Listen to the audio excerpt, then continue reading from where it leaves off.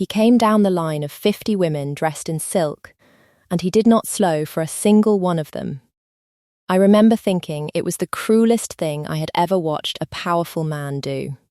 50 daughters, groomed their whole lives for this hour, every jewel and every practiced curtsy aimed at the one wolf in the world who could raise their whole bloodline.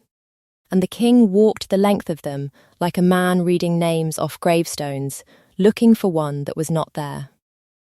The great hall held its breath. Lady Ingrith rose at the front with her chin lifted and her whole future in her face. And the Alpha King walked past her. Past all of them. Toward the back, where the help stood, toward the dust and the horse smell, and the woman in the coat that had never once been clean. Toward me. But I am getting ahead of myself. And a person who tells you the ending before she has earned it deserves to be turned off. Let me go back a week, to a job nobody else wanted, and a coat that had never been clean a day in its life. I drove carts, that was the whole of me, in the eyes of the world, and I had stopped arguing with the world about it a long time ago. I was 23, an omega with no pack worth the name, and a team of 4 good horses I had raised from foals, and I made my living hauling whatever needed, hauling down the long north roads, grain, timber, hides, and once, memorably, a very unhappy pig that outranked me socially in every village we passed. So when the summons came down from the Iron Territories that every pack of standing was to send its finest daughter to the Alpha King's selection, and that someone was needed to carry the overflow of candidates and their trunks the last 4 days north because the noble carriages could not manage the mountain track. Well, they did not send for a fine driver, they sent for a cheap one. That is arithmetic, not bitterness. The cheap driver goes where the fine carriages fear to tip over, and I have found more of my life on the far side of roads other people would not risk than I ever found on the safe flat ones. I hauled silk for 4 days. 50 women, in relays, in their good travelling gowns, packed into my honest wooden cart with their maids and their trunks and their opinions. They were not unkind, most of them, in the careless way of people who have never once had to notice the person holding the reins. To them, I was weather. I was the road. I was a coat and a pair of hands and a voice that said woe to the horses, and none of them ever asked my name. And I did not offer it, because a name you give to people who will never use it is just a thing you have handed away for nothing. I liked it up on the bench, if I am honest. The cold air, the 4 good backs of my horses, the whole ridiculous cargo of the kingdom's ambition rattling along behind me toward a man I would never meet. I hummed to the horses. I watched the mountains come up grey and enormous. I was, for those 4 days, exactly where I wanted to be, which is to say alone and useful and no one's disappointment. Then we came through the gates of the fortress, and the king's wolf ruined my entire life in the space of a heartbeat. I did not know it was the king's wolf. I saw an enormous grey animal come loping across the yard toward the noise of 50 arriving women, and I braced for it to make straight for the silk. A beast that size, in a yard that full, you expect it to go for the brightest thing. Every candidate froze and arranged herself to be admired. Lady Ingrith, at the head of them, actually extended a gloved hand, radiant, certain, raised since birth to be exactly the woman a king's wolf would choose. The wolf did not so much as glance at her. It came the length of the yard, past the silk, past the trunks, past 50 women holding their breath, and it put its front paws up on the wheel of my cart, and then, before I could do anything sensible about it, it climbed up onto the driver's bench beside me, all 100 and more pounds of it, sat down like a paying passenger, and leaned its great grey head against my shoulder, with a sigh. As though we had been driving north together its whole life, and it had finally caught up. The entire yard went silent. "You have the wrong cart," I told it, because someone had to say something, and it was clearly not going to be the 50 women staring. The important ones are the ones in the dresses. I just drive. The wolf thumped its tail against the footboard and did not move. That was when the man came out onto the steps of the great hall, and the whole yard dropped to one knee, and I understood, with a slow, cold horror, exactly whose wolf was sitting on my bench. Eirik of the Iron Territories. The Alpha King. The strongest wolf alive, come out to see 50 daughters arrive, and finding instead his own beast enthroned beside the help, and he stood there at the top of the steps in the grey afternoon light, and looked at his wolf, and then looked at me, and I watched a man who ruled half the known world completely lose the thread of his own thoughts. "That is my wolf," he said. He sounded like a man narrating a thing he did not believe. "You're welcome to it," I said, and immediately wished I had not, because you do not say you're welcome to it to a king, and I had said it in front of his entire court and 50 of the kingdom's finest women, several of whom looked like they were revising their estimate of how long I would live. The king came down the steps. The candidates rearranged themselves in a rustle of hope.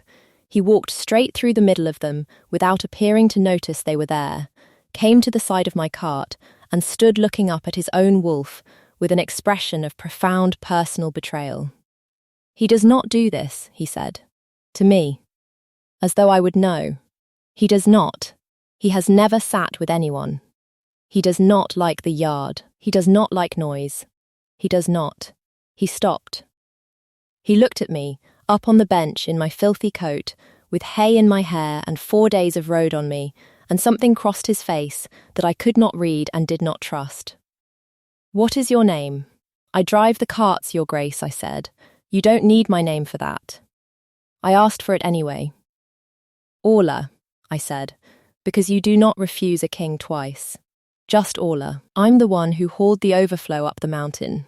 I'll be gone by morning, and you can have your wolf back the moment it decides I'm boring, which, for the record, I've been assured I am."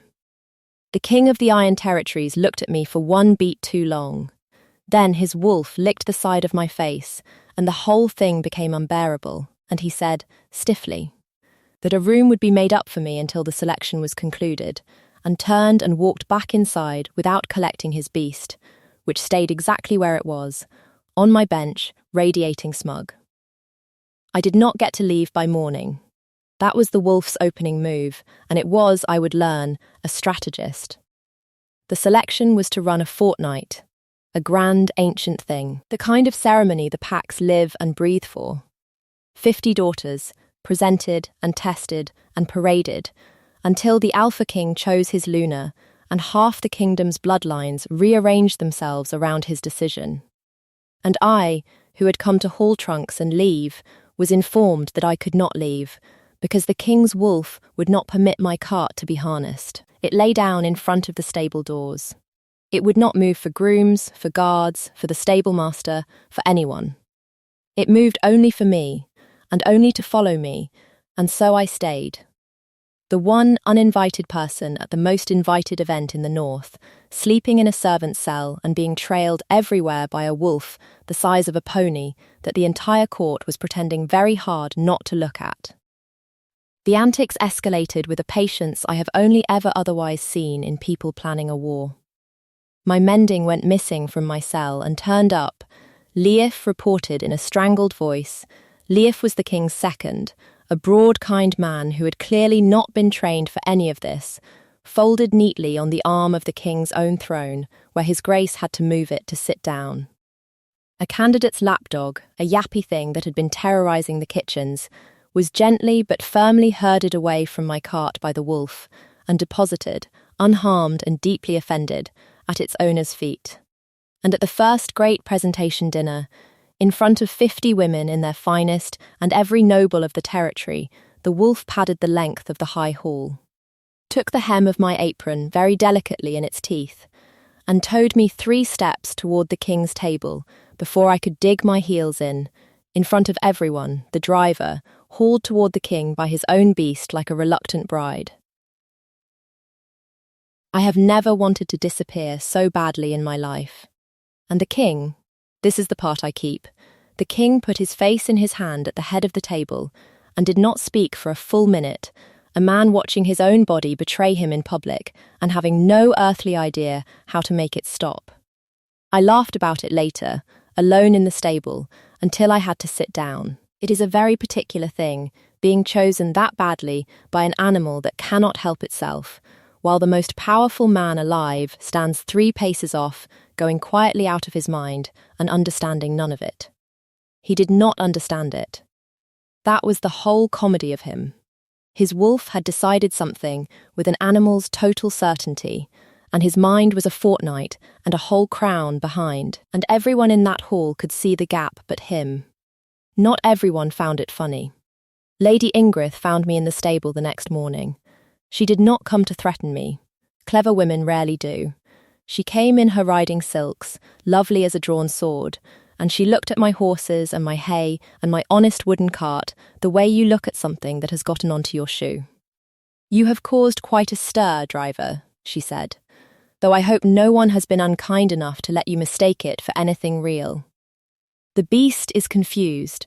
It happens with young Alphys, the wolf frets, it fixes on the nearest low, quiet thing, a comfort, like a hound choosing a warm hearthstone." She smiled, and it was beautiful, and it was made of frost. "You are the hearthstone. It is not an honour. It would be a kindness to yourself to remember that, before the whole court laughs you back down the mountain. Some of us have spent our whole lives preparing to stand where you are accidentally standing. It would grieve me to watch you be humiliated for a thing you never even wanted." She left me with that, and it did its work, because it was clever and it was half true, and I had already thought most of it myself. A hearthstone, a comfort the beast had fixed on. Of course. What else would it be? I had spent my whole life being weather to people like her. There was no reason a king's wolf would see me any differently than a king's bride did. But my hands had noticed something my pride kept talking me out of, and I have learned over many long roads to trust my hands. Because the king kept knowing things about me that a confused wolf could not have told him. He knew I had raised the horses from foals. I had said that to no one in that fortress. He knew I hummed to them on the box. He asked once, passing through the stable with a stiffness that fooled neither of us, whether the near-side mare still favoured her left fore in the cold, as though he had watched me drive for longer than the 4 days it took to come up the mountain. A confused beast does not know the gait of a stranger's horse. I did not understand it. I filed it away with everything else I was not yet meant to understand. Then came the mended grey cloak. The king sought me out himself, on the 7th night, in the stable, which scandalised Leaf and every guard on the wall.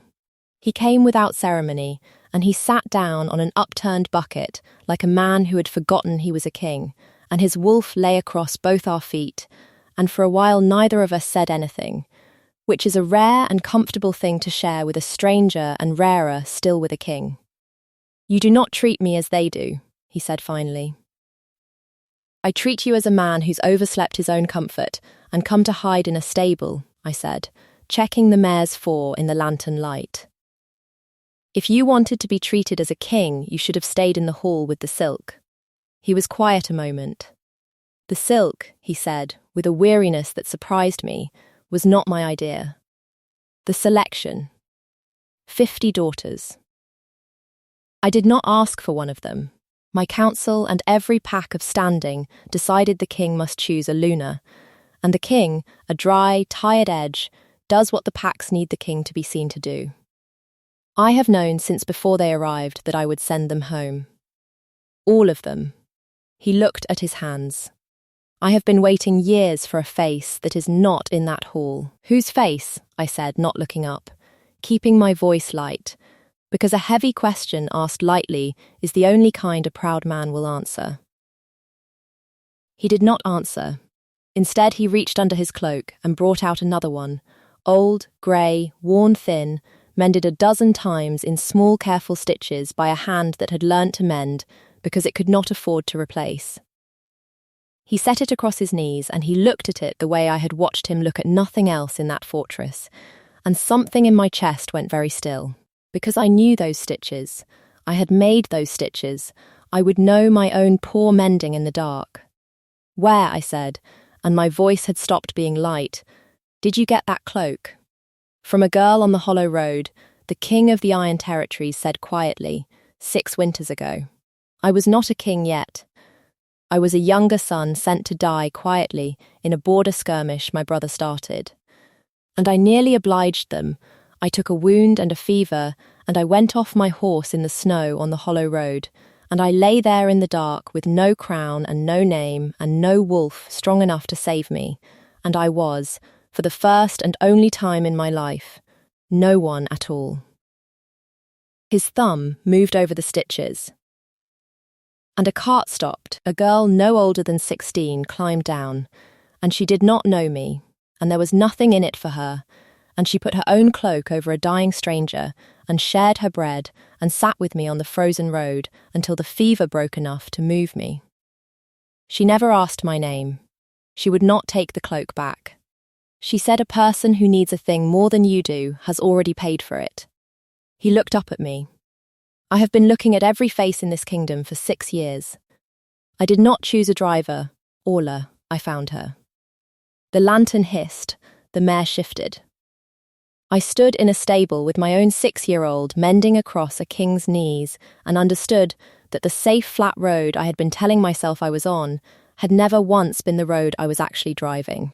That was the moment the bemusement went out of me and something with a spine took its place.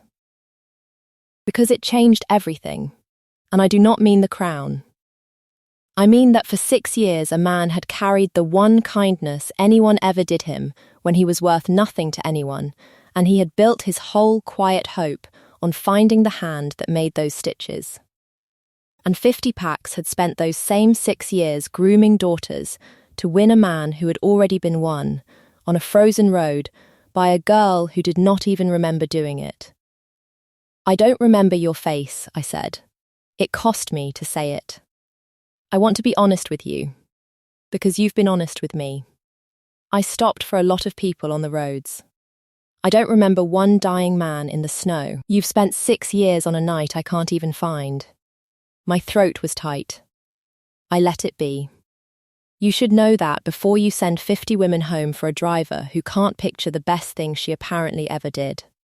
The king smiled then, the first full one I had seen from him, and it undid something in his whole hard face. Do you not understand, he said, that this is exactly why it was you?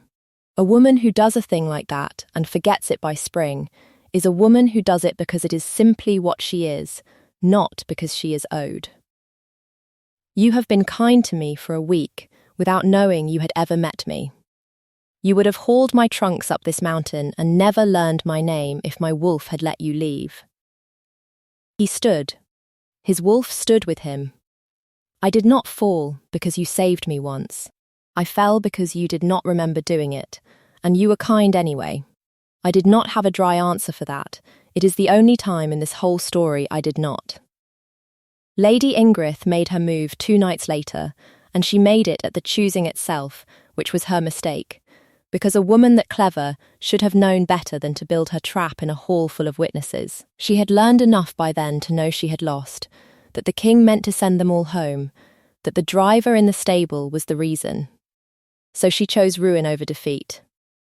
At the choosing, when the king rose to make the thing official, Lady Ingrith rose first, and in her hand was a cup, and in her voice was the whole weight of her wounded house. A toast, she said, ringing to the rafters, to the king's choice. Let him drink to her before us all, and let the driver pour it, if she truly means to be our Luna. Let the lowest hand in the hall serve the highest, so we may all see the new order plainly. She held the cup out to me, down the length of the hall, unless she is too proud, or has some reason to fear the cup. It was cleverly done. To refuse was to insult the whole court and prove Ingrith's every whisper. And of course the cup was poisoned. I could smell it from 6 feet, the faint, bitter ghost of monkshood under the wine, a grandmother's recipe in a granddaughter's silk, and she had built it so that if I poured and he drank, he died, and if I refused, I was a fraud unmasked, and if I accused her, I was a jealous driver slandering a lady on nothing. She had left me no move. So I took a move she had not left me. I crossed the hall, past the 50 women, past the nobles, the way the wolf had once crossed a yard toward me, and I took the cup from her hand before she could give it to anyone, and I did not pour it, and I did not drink it, and I did not accuse her.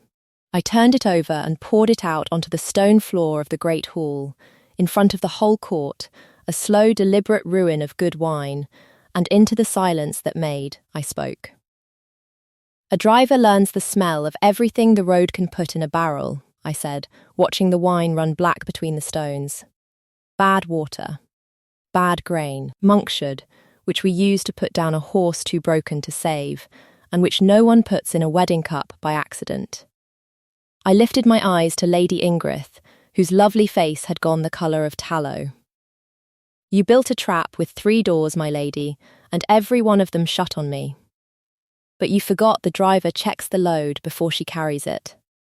I have poured out your cup. Now you can explain to the court why the lowest hand in the hall just saved the highest. The hall's held breath turned all at once and turned on her. She ran for the door. She did not reach it. The king's wolf was there before her, hackles high, and Leif's men were behind it, and the strongest wolf alive came down off the dais, not up in fury, down to me, and took the empty cup from my hand and set it aside and did not once look at the woman being taken away, because he was looking at the driver, and the whole court understood at last which of the two he had never been able to stop looking at. Send them home, Eirik said, into the ringing hall, and his voice filled it to the rafters. All of them, with my thanks and my honour and my escort to their own gates. The king thanks the Pax of the North for 6 years of daughters. His hand found mine, wine damp, and he raised it, and he did not care who watched. And the king informs them that he was chosen already, 6 winters ago, on the hollow road, by a girl who gave a dying stranger her cloak and forgot his face by spring. His thumb moved over my knuckles. I have been trying to catch up to my wolf for a week. My wolf has been trying to catch up to that road for 6 years. It seems we are all finally caught up to the same woman. 50 daughters in silk stood in stunned silence. I stood at the centre of it in my dusty coat, and I looked at the king who had turned a whole kingdom's ambition out of doors for a cart driver, and I did the only thing I have ever known how to do, which is tell the truth. I told you I couldn't picture the best thing I ever did, I said, and the whole hall leaned in to hear the driver answer the king. But I can picture this one. So I'll stay, not because you're a king, and not because your wolf towed me across a yard by my apron. I'll stay because you're the first man who ever wanted the woman on the box instead of the woman in the dress. I let him see me smile. That's not a Luna's decision. It's just the driver's, and the driver's not for hire. He kissed me then, 1 breath, no more. A kiss that said a sentence and did not need to be a scene, and what broke open in me was not the thing the songs promise. It was recognition, plain and total, the vertigo of being seen all the way down by a man who had spent 6 years looking, and who chose, in front of a hall built to make him choose otherwise, to want exactly what he had found. His wolf sat down between us and thumped its tail against the stone, insufferably vindicated, and the great hall of the Iron Territories, which had gathered to watch a king choose a princess, watched instead the strongest wolf alive claim the one woman who had never once curtsied to him, because she had been too busy checking the load. Here is the part I kept for last. The cloak. He gave it back to me that night, my own poor grey cloak, 6 winters old, mended in my own hand. I told him to keep it. A person who needs a thing more than you do has already paid for it, and he had plainly needed it longer than I ever had. He would not. He said he had carried it 6 years to give it back to the hand that made it, and that he did not intend to be talked out of the only thing he had come north to do. I did not argue. Some gifts you receive by not refusing them.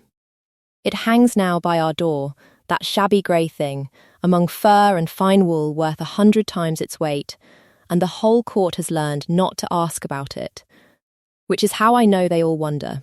6 months on, I am the Luna of the Iron Territories, which still strikes me as a delivery someone signed for by mistake. I kept my horses. The king had a stable built for them that is finer than the house I grew up in, and he comes down to it in the evenings and sits on an upturned bucket while I check the mares for, and his wolf lies across both our feet, and we are, for that hour, exactly two people who once met on a road and did not know it yet. A letter came last week from one of the packs that sent a daughter, a great house, all 6 years of grooming turned to ash in a single haul, writing now to inquire, very stiffly, whether there had not been some irregularity in the choosing that might be reviewed. I had Leaf write the reply, since my hand for letters is poor from a life spent holding reins instead of pens. I did not gloat.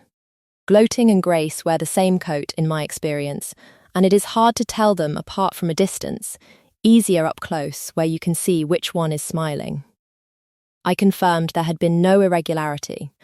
I added that the king had chosen his Luna 6 winters before their daughters were ever presented, on a frozen road, for the price of a cloak and a piece of bread, and that if their houses wished to prepare for the next such honour, they might try raising daughters who stop for dying strangers, instead of daughters who step over them.